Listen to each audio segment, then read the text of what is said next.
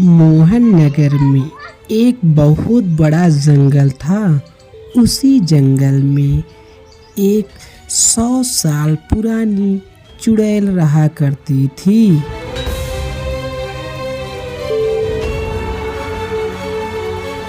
ऐसी क्या बात हो गई जो कोई मानव इस जंगल में दिखाई नहीं दे रहा है। अब मैं क्या करूं?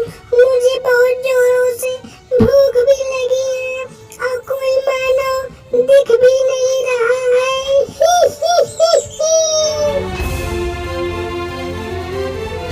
और जंगल इतना गहन था और डरावना भी था कि कोई डर के नाते उस जंगल के अंदर क्या, उस जंगल के अगल बगल भी कोई नहीं दिखता था।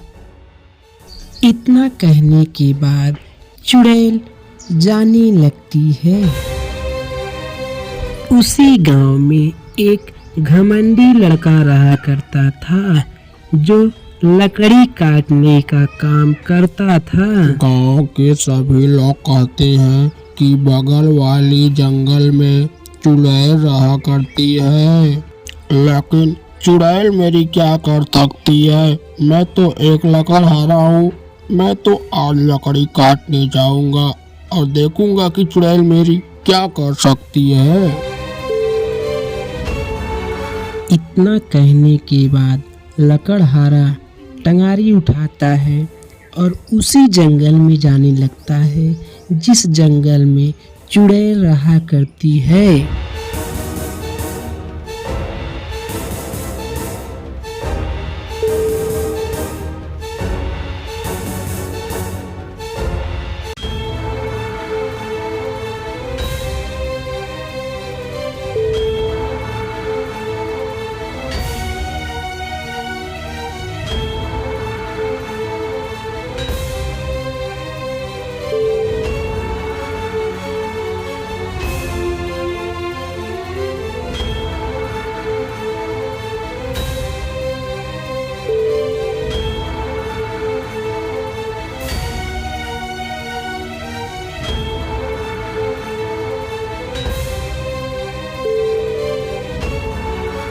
लकड़हारा लकड़ी काट ही रहा था, तभी सामने से चुड़ैल आ जाती है और चुड़ैल को देखकर लकड़हारा काफी डर जाता है और चुड़ैल लकड़हारे के ऊपर आ जाती है।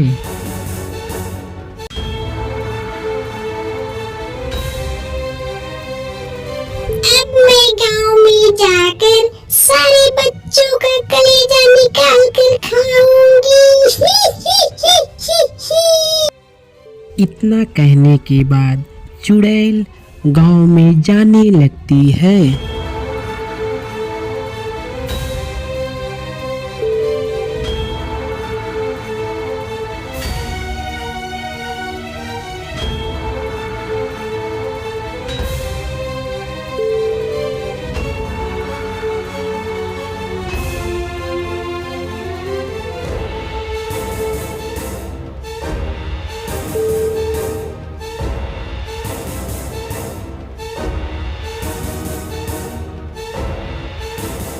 अरे भागो रे भागो, भागो रे भागो, ये कैसी बला है? इतनी बड़ी चुड़ैल!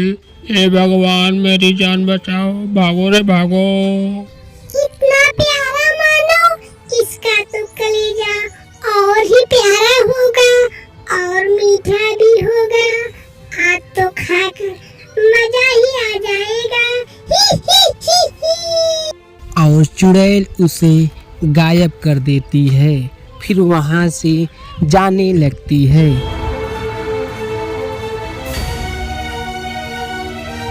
मोहन अपने घर के द्वार पर खड़ा ही था, तभी उसके सामने अचानक चुड़ैल दिखाई देती है। अरे भागो रे भागो, भागो रे भागो, ये कैसी चुड़ैल है? इसकी इतनी बड़ी बड़ी दांत है और इतनी बड़ी बड़ी आँख है। अरे भागो रे भागो।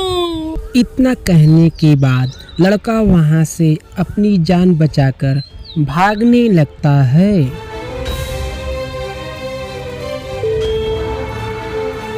लड़का अपनी जान बचाकर भागते भागते भोलेनाथ जी के शिवलिंग के पास जाकर खड़ा हो जाता है और भोलेनाथ जी अपने शक्ति से चुड़ैल को जलाकर मार डालते हैं। उसके बाद पूरे गांव वाले खुशी खुशी रहने लगते हैं।